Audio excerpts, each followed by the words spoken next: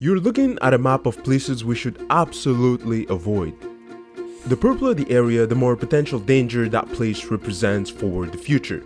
There are about 6 of these high concentration zones. Put all together, they form a territory that's the size of 2/3 of the US, which would be 3.3% of the Earth's land mass. But as you zoom more and more on this map, looking for more detail, there doesn't seem to be anything very special or even remotely dangerous showing up. Look here in Canada, for example. You'll only find peatlands, which are just constantly inundated zones that prevent floods. In Papua New Guinea, you'll only find mangroves and rainforests. Actually, all these places are just nature related. So where's that danger I'm even talking about? Well, it's all that vegetation, all that biodiversity. These places are precisely important because they are irreplaceable. These ecosystems aren't like forests that you can just replant at will. They're formed naturally over hundreds or even thousands of years, and now they have the potential to drastically increase the planet's temperature by a lot. This is the irrecoverable carbon map.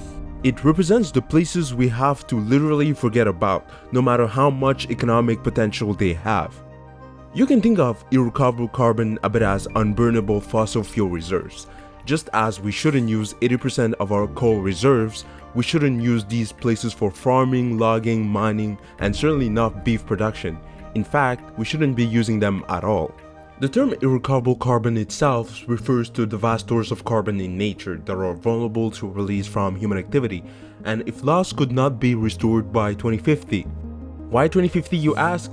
Well, it's the net zero date, the moment when we should, or at least are supposed to, produce zero greenhouse gas and keep the rising temperature under 1.5 degrees, which is the magic number for us to stay safe and for the Earth not to become a literal oven.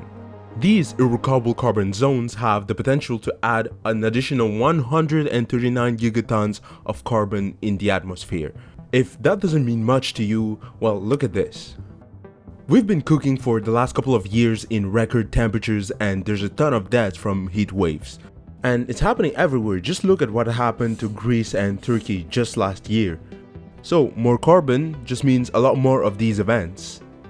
But what dangers are these places really facing right now? Well, things like wildfires, a ton of cattle production, urbanization, deforestation, logging, all the negative stuff that comes with a human presence. But because very little people live in some of these zones, there doesn't seem to be much of a risk, at least for now. Here's a map that shows population density. Every little spike represents a large population. If you look at a large city, you'll find a massive tower surrounded by a lot of empty space.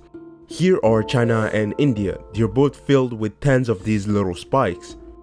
Using this map, we can see that the population on irrecoverable carbon zones are very small, which should be a good thing.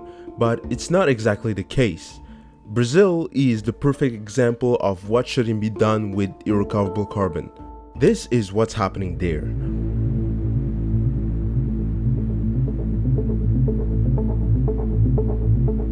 This place holds 15% of that irrecoverable carbon, but it's being massacred to create cattle farms.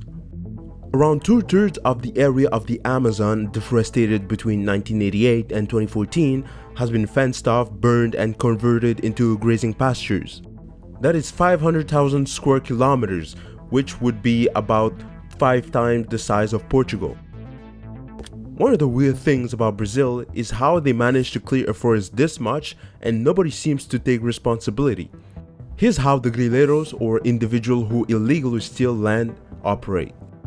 Plots of land in the forest are identified, usually very deep in a forest. Trees are cut down and cleared, and then fires are lit, often repeatedly in the same area, before grass is planted and the cattle is brought in. This process makes Brazil the biggest beef exporter because all that illegal beef that's produced can become legal through some weird road.